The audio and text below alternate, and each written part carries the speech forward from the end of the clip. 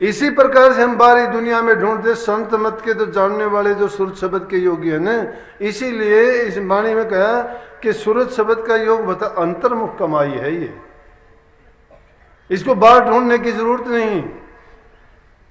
बाहर ढूंढोगे पहाड़ों में जाओ, जंगलों में जाओ, गुफाओं में जाओ, कंदराओं में जाओ, क्या क्या ढूंढोगे? कुदरत का खेल है ये तो 5 तत्व की रचना है। स्थूल रूप में बाहर जिन तत्वों को देखते हो उन्हीं के मेल से हमारा शरीर बना है। इसके अंदर वो शक्ति विराजमान है जिसको हम बाहर खोजना चाहते हैं। और जो सूरत शब्द का योग, इसीलिए इस बसंत पंचमी के दिन स्वामी जी महाराज ने जो सत्संग जारी किया उसमें जीवों को हर प्रकार का ज्ञान दिया। हर प्रकार का ज्ञान क्या था? व्यक्तिगत जीवन से। व्यक्तिगत जीवन बड़ी अहम भूमिका निभाता है इंसान के जीवन में। जब आदमी विचारों से अच्छा सच्चा नहीं है, खान पान उसका अच्छा नहीं है, अगर कोई शराब कबाब पीता है, मांस मछली अंडे खाता है, बुरे रास्ते पे जाता है, जुआ खेलता है, उसके बच्चे खराब हो जाते हैं, बर्बादी हो जाती है, धन की बर्बादी, समाज में उसकी इज्जत कदर नहीं रहती, परमात्मा के दरबार में उसकी क्या हालत होती होगी। और एक बार जो बुरी आदत को अपना लेता है वो मरना मंजूर उसको है, लेकिन बुरी आदत को छोड़ना उसको मंजूर नहीं होता। अब वो जो शराबी कबाबी हैं, गंदे रास्ते पर चलने वाले हैं, बुराइयों से भरे पड़े हैं, और उनके घर से कोई सत्संग में, कोई गुरु के पास, कोई पूजा पाठ के लिए मंदिर मस्जिद में जाता है तो उनको वो मना करते हैं कि मत जाओ। क्यों जाता है? कि दोनों के रास्ते एक नहीं है, भिन्नता है उसमें। क्योंकि अगर वो अच्छे रास्ते पे चलने वाले, उसको बुरा रास्ता पसंद नहीं है, लेकिन यहाँ तो उल्टा काम करते हैं, खुद बुरे रास्ते चलता है, अच्छे रास्ते पे चलने वाले को उल्टा सीधा कह के उसको भी मना करता है। अब हालात ये हैं इंसान के समाज में, हम जहां देखते हैं बुराइयां इतनी बड़ी हुई हैं कि भक्ति, सत्संग, इन चीजों को तो लोग एक उपहास के रूप में लेते हैं, मजाक करते हैं कि क्या काम आएंगी ये चीजें। ठीक है, क्यों है ऐसा? कि जहां ये तो कुएं में भांग पड़ी हुई है, जो पीता है वही पागल हो जाता है, कौन किसको सच्चाई बताएगा, कौन उसको मानेगा। लेकिन बाहरी रूप से भी ये चीज दिखाई देती है। इसीलिए स्वामी जी महाराज ने इस मत को जारी करके जनसाधारण के लिए कह दिया था कि कोई इसमें जाति नहीं, ऊंच नीच का कोई भेद नहीं है, गरीब अमीर का कोई भेद नहीं है, कोई इसमें छोटे बड़े का सवाल नहीं है। इसको छोटी सी थोड़ी उम्र का 8 वर्ष का बच्चा आराम से कर सकता है। 8 वर्ष का बच्चा कर सकता है तो 60 वर्ष का बुजुर्ग भी इसको कर सकता है। कोई बहाना नहीं है। कोई अगर करना चाहे कि अब भक्ति क्या करेंगे, अब उम्र नहीं रही, अब तो देखेंगे कभी आगे जन्म होगा, तो आगे जन्म क्या होगा? आस भी करते हो आगे जन्म होगा, कहाँ होगा, कैसे होगा, क्या बीतेगी। जिसका ऐसी रास्ते पे जा रहे हो जिसका तुम्हें ठिकाना पता नहीं है और उसका अंजाम क्या होगा ये भी ज्ञान नहीं है, उसके बारे में भी तुम बेसमझी की बात करते हो कि जो होगा होगा। नहीं, इससे अच्छा कोई समय नहीं आना है। अभी जो कर लेगा वही उसके काम आएगा। वर्तमान काल से बढ़ के कोई काल नहीं होता, इंसान जीवन से बढ़ के कोई योनि नहीं होती। इंसान का चोला कितने जन्मों के शुभ कर्मों के कारण कितने युग पलटे होंगे जब हमें इंसान का चोला मिला है मुश्किल से, कितनी मिन्नत इस जीव ने की होंगी, और जब कहीं जाके ये अवसर मिला, इस अवसर को अब हम क्यों गवाते हैं ऐसे? क्योंकि हम माया के फंदे में जकड़े हुए हैं, हम काल के देश में जीते हैं और काल और माया दोनों मिलकर इस जीव को लूटा करते हैं। वो इसको कभी भी नहीं इस जाल से निकलने देना चाहते। जो जीव जिस भ्रम में पड़ता है उसी में डाल देते हैं। किसी को धन के लालच में, किसी को पद के लालच में, किसी को ऊंची जाति के लालच में, किसी को बल के रूप में, किसी को हुस्न के रूप में, किसी को किसी चीज के रूप में, ऐसे ऐसे फंदे इन्होंने बना दिए कि उस चीज में पढ़ के ये सोचते हैं कि हमारे से बड़ा कोई है ही नहीं, हमारे अच्छा कोई है ही नहीं। लेकिन जब तक कर्म नहीं सुधारते हो, जब तक अपने विचार नहीं सुधारते हो, जब तक घरों में प्यार प्रेम शांति नहीं है, जब तक बुजुर्गों की माँ बाप की सेवा नहीं करते हो, जो इंसान सेवा नहीं करता है, प्यार नहीं करता है, हक हलाल की कमाई नहीं खाता है और सच्चाई का जीवन नहीं जीता है, वो चाहे लाख गुरुओं के पास जाओ, कितने भी सत्संगों में बैठो, कितने भी वो चाहे बंद कमरे करके अभ्यास की डोंडी पीटो कि मैं अभ्यास करता हूँ, नाम जपता हूँ, उसके कहने से कुछ नहीं होता। एक थोड़ी सी छाछ एक दूध के भरे बड़े बर्तन को भी बर्बाद कर देती है, उसमें कुछ नहीं बनता। तो इसी प्रकार से ये चीजें भी भक्ति के रास्ते में इतनी बाधक हैं। तो सबसे पहले है हमारी अपनी अच्छे विचारों की जरूरत, अच्छे खान पान की जरूरत। जिसका खान पान अच्छा नहीं है उसका मन पवित्र हो ही नहीं सकता। अब संस्कार किसको अच्छे देंगे? हमारा खुद का अच्छे संस्कार देने की जरूरत नहीं है, हम देखने से ही ले लेते हैं।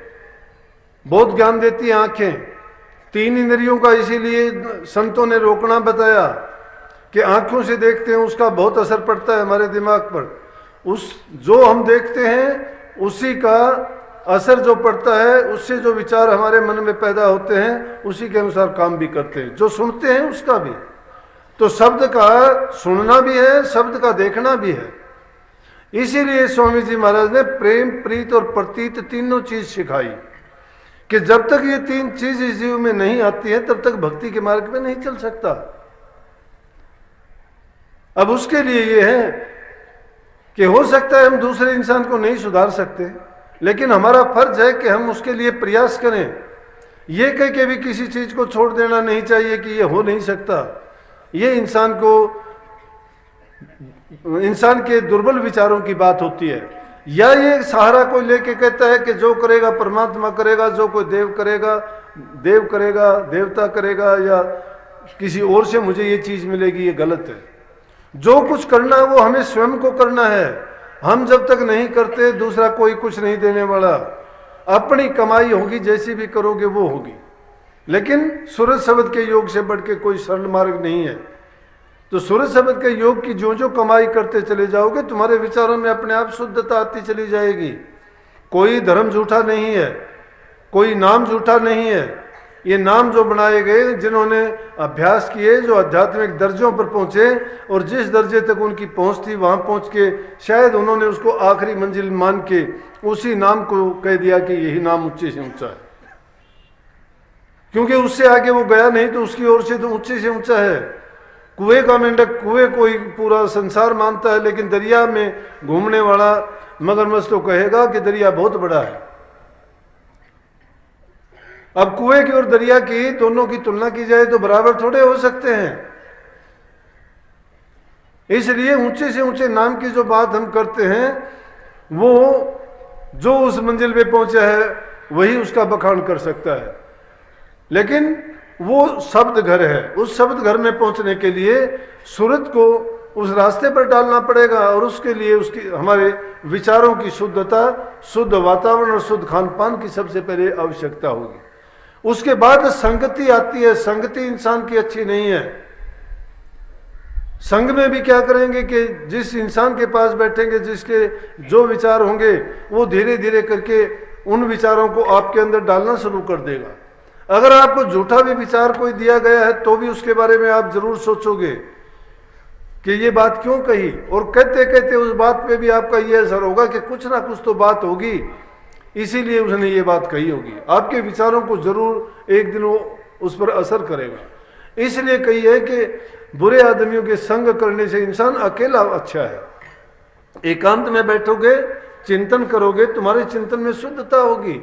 या तुम्हारे किए कर्मों की जब चिंतन करोगे तो तुम्हें उसमें तुम्हारी की हुई गलतियों का एहसास होगा, या उससे तुम्हें जो परिणाम की खोज होगी उससे कोई ना कोई अच्छा परिणाम निकलेगा, क्योंकि उससे विवेक और ज्ञान जागृत होता है। इसलिए चिंतन की आवश्यकता है। क्यों कही कि दरस करे बचन पुनि सुने, सुन सुन के गुणे, कि महापुरुषों के दरस करने से, उनके वचन सुनने से और वचनों को सुन के उन पर अमल करने से उनसे सार निकलता है। सार कब निकलेगा? कि उनको सुनने के बाद जब हम चिंतन करेंगे, और वो उस चिंतन के करने से जो हमें सार निकलेगा वही सार हमें जीवन की राह देगा। दूसरे से फैसला हम कभी नहीं करवाते। अगर किसी बात के लिए कोई उलझन होती है, एकांत में बैठते हैं और उस पर चिंतन करते हैं, सोचते सोचते हम एक निष्कर्ष पर पहुंचते हैं और वही हमारा फैसला होता है। इसलिए संतों के दिए हुए जो वचन होते हैं, उन वचनों को भी कभी एकांत में जब जाते हो तो उन पर चिंतन किया करो, क्योंकि संतों के वचन में कोई मिलोनी नहीं होती। उनका वचन जीव के कल्याणार्थी होता है। संसारी आदमी होगा या कोई और दूसरे ऐसे हमारे आपस के मेल जोल के रिश्ते नाते वाले होंगे, उनमें हो सकता है किसी का स्वार्थ होगा, किसी का लालच होगा, किसी में किसी न किसी प्रकार से कोई ना कोई मिलोनी हो सकती है विचारों में। लेकिन संतों की बातों में कोई मिलोनी नहीं है।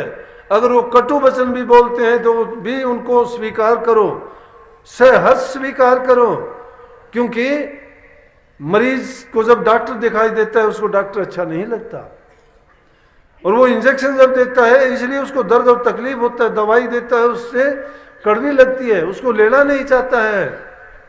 जिसको लेना नहीं चाहता, जो बुरा और कड़वी चीज उसको दिखाई देती है, लेकिन परिणाम उसका क्या निकलता है? अच्छा ही निकलता है। संतों का कटु वचन भी अगर किसी के लिए होता है तो नाराज नहीं होना, उसको तुम पाओगे कि तुम्हारे विचारों के तो विपरीत है वो, क्योंकि हमारे विचार सिर्फ संसारी विचार हैं, हमारे विचार हमारे स्वार्थ के हैं। लेकिन वो जो हमें विचार कहते हैं वो कटु हैं, हमें न कटु नजर आते हैं, लेकिन उनका परिणाम उसी प्रकार से अच्छा है जिस प्रकार से डॉक्टर की दवा अच्छी है। मुकाबला नहीं है संत का और डॉक्टर का, लेकिन क्योंकि उनका वचन हमारे हमेशा ही कल्याण के लिए होता है, चाहे वो किसी भी रूप में कहा जाए। संतों का वचन किसी भी रूप में मिल जाए। तुलसी साहब ने जिसको कहा कि तुलसी अपने राम को रीझ बजो चाहे खींच, जिस प्रकार से राम का नाम तुम चाहे दुखी होके लो चाहे तुम खुश होके लो। रावण ने कौन सा खुशी होके राम का नाम लिया? बार बार जब युद्ध होता था सब कहते कि तू राम से माफी मांग ले, बोले राम से माफी मांग लो।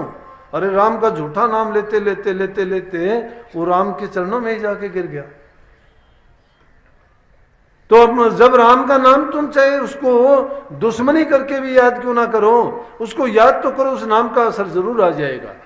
हमें इतने दिन बीत गए, हमने गुरु से नाम लिया, क्या हम सच्चाई के साथ अगर देखें तो नाम की कमाई करते हैं? नहीं करते, नहीं करते। जवाब भी मैं ही दे देता हूं क्यों नहीं करते, कि सारा दिन हमें दूसरी चीजों में, दिन रात संसार की चीजों के लिए, घर परिवार की चीजों के लिए, अपने स्वार्थ के लिए, हमारी चाह के लिए, हमारी निजी जो जरूरतें, उनसे बाहर हम कभी निकल ही नहीं पाते हैं। संतों के पास भी जाते हैं तो भी हमारे विचार वही होते हैं। किसी को बीमारी से ठीक होना मांगता है, कोई धन चाहता है, कोई नौकरी चाहता है, कोई संतान चाहता है। चाहत है ये, मांगने चाहिए, मांगो मिल जाएंगे, लेकिन वो चीजें संसार की ही रहेंगी, उनमें हमारा जीव का कल्याण नहीं होगा। संतों के पास जाके अगर हमारे कल्याण की चीज मांग ले तो हमारी चाहत की जड़ अपने आप कटती चली जाएगी, हमारी जरूरत अपने आप कम होती चली जाएंगी। और चाहना तो ऐसी है कि जितनी भड़काओगे उतनी भड़कती चली जाएगी। ये वो चाहत कभी घटती नहीं है, ये तो हमेशा बढ़ती जाती है। आज एक चीज की जरूरतें पूरी हो जाएगी, कल को 4 और खड़ी हो जाएंगी, वो भी पूरी हो जाएंगी, आगे की 10 खड़ी हो जाएंगी, वो भी पूरी हो जाएंगी। लेकिन एक ना एक दिन तो कभी ना कभी तो इनकार होगा। लेकिन हम क्या होगा, हम उन्हीं में बैठ जाएंगे, उलझ जाएंगे। ये मकड़ जाल है। ये संसार को इसीलिए कहा कि ये ऐसी उलझन है कि जिसमें फंसने के बाद नहीं निकल पाता, जैसे मकड़ी नहीं निकल सकती है। परंतु इसमें इस प्रकार से रहना, संतों ने बताया कि जिस प्रकार से जल में मुर्गा भी रहती है, मुर्गा भी जब जल में रहती है, घूमती फिरती रहती है, आराम से उसमें स्नान करती है, अपने भोजन की तलाश करती है, खाती पीती है, लेकिन जब उसका जी भर जाता है पानी से निकलने का तो उसको किनारे पर जाने की जरूरत नहीं, वो सीधा जल से ही उड़ान भरती है। क्यों? कि उसके पंखों पर पानी का असर नहीं होता, भीगती नहीं है, भारी नहीं होते, ना ही उनमें पानी ठहर सकता है। तो इसी प्रकार से इस दुनिया में हमें ऐसे ही रहना चाहिए कि संसार की चीजें हैं उनमें कितना भी रचो पचो, लेकिन कभी भी अपना दिल ना दो, मन ना दो उसमें। उनको मन में ऐसा ना फंसाओ कि हम उनके में बंध जाए, वो बंधन का हेतु बन जाए। बंधन मुक्त होने के लिए पहले संसार की चीजों से मुक्ति दिलाओ, अपने विचार और ख्यालात से। कुछ भी करो।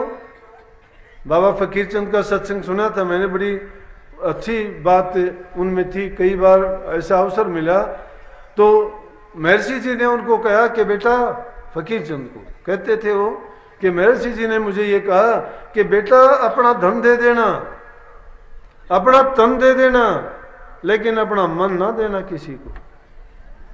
इसीलिए इस संसार को तुम्हारा सारा सामान दे दो जो तुम्हारे पास है, तुम्हारा धन भी दे दो, तुम्हारा तन भी दे दो, और जो चीजें हैं वो दे दो, लेकिन अपना मन किसी को नहीं देना। मन अगर दोगे तो तुम्हारे मन को दुख होगा, वो बंध जाएगा, और बंध जब जाता है, जब उससे अलग होते हैं तो हमें तकलीफ होती है जुदाई में। इसलिए मेल करो तो किससे करो? सदगुरु से करो, क्योंकि संसार के जिन चीजों से मेल करोगे वो साथ निभाने वाले नहीं है, वो तो रास्ते में साथ छोड़ेंगे। तो हमें उस चीज की खोज करनी है। गुरु कहता है कि अंदर में जाओ, अंदर में जाके निर्विकल्प समाधि लगाओ। निर्विकल्प का मतलब क्या है? अब ये हमारे अंदर कमी रह जाती है कि कह तो देते हैं, नाम लिए मुझे 20 साल हो गए, मुझे 10 साल हो गए।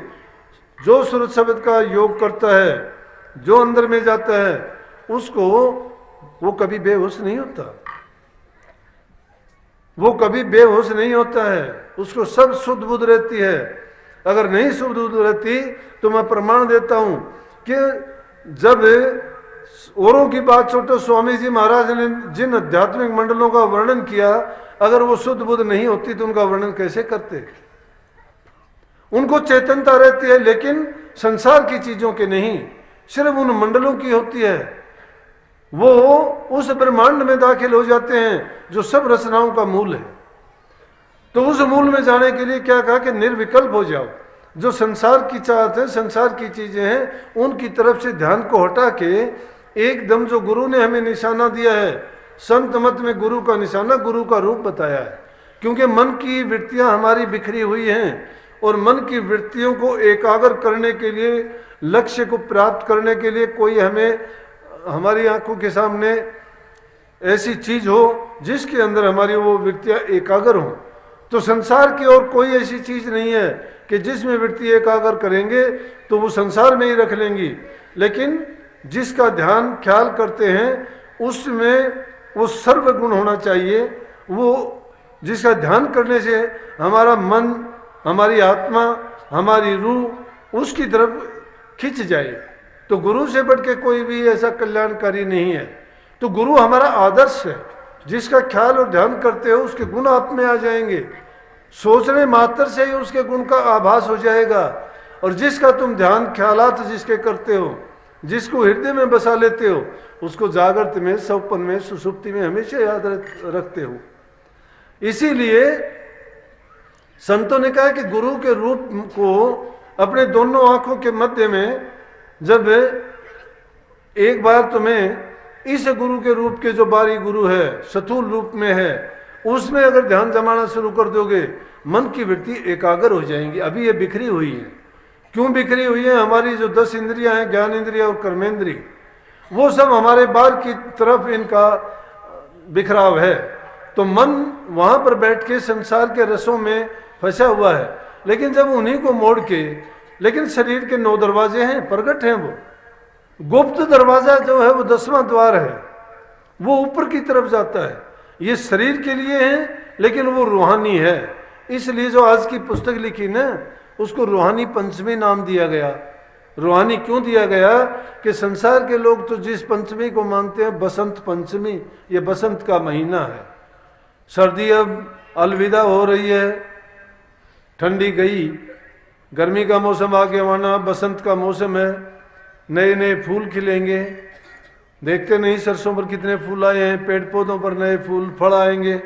इसमें पक्षी उनको देख के उमंग से उनकी भी नई पर आ जाएंगी और बहुत मस्त और मगन होके गीत गाएंगे, चहकते फिरेंगे। तो इंसान भी अच्छे मौसम में इसके भी बदलाव आता है। ठंड में जो इसको दुख था वो ठंड से बच के अब अच्छे मौसम में जब उसका आनंद मिलता है तो मन प्रसन्न होता है। तो लोग तो इस पंचमी को मानते थे, लेकिन रूह तो उस पंचमी को मानेगी जो इसको रूहानी सुख देगी, शांति देगी।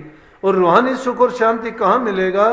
जब ये इन 9 दरवाजों को बंद करके उस 10वीं गली में जाके और अपना जो इष्ट है उसको प्राप्त कर लेगी, जो नूरी गुरु है उसका दीदार करेगी और उसको पाके, क्योंकि सथाई सुख उसी में है, ये जुदा भी उससे होके आई है। जब कोई अपने निज घर में पहुंच जाता है तो उसको कितना सुख मिलता है।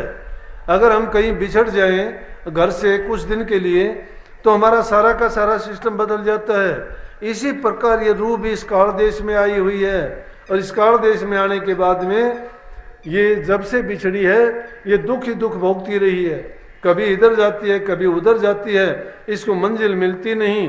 अब मंजिल मिलने का जब समय आया है और ये उस अवसर को गंवाना नहीं चाहिए, इसको अपना एकाग्रता करके मन को लगा के अपने विचार और ख्यालात को पवित्र करके सब तरफ से ध्यान को हटा के अगर ये अंदर में उस रूप में जुड़ जाती है तो धीरे धीरे करके इसको ये आदत पड़ जाएगी कि इसका स्थूल सूक्ष्म जो शरीर है उनसे भी ऊपर उठती हुई तीनों गुणों से ऊपर, रजोगुण तमोगुण और सतोगुण को छोड़ के जब ये सार गुण में पहुंच जाएगी, तीनों लोकों को छोड़ के, शारीरिक मंडल को त्याग के, मानसिक मंडल को छोड़ के आत्मिक मंडल को भी त्याग देगी। इसीलिए उन 3 को कहा 3 छोड़ चौथा पद जावे। उन 3 पदों को भी छोड़ के जब चौथे पद में पहुंच जाएगी तो इसका संसार में फिर आने जाने का मतलब ही नहीं है।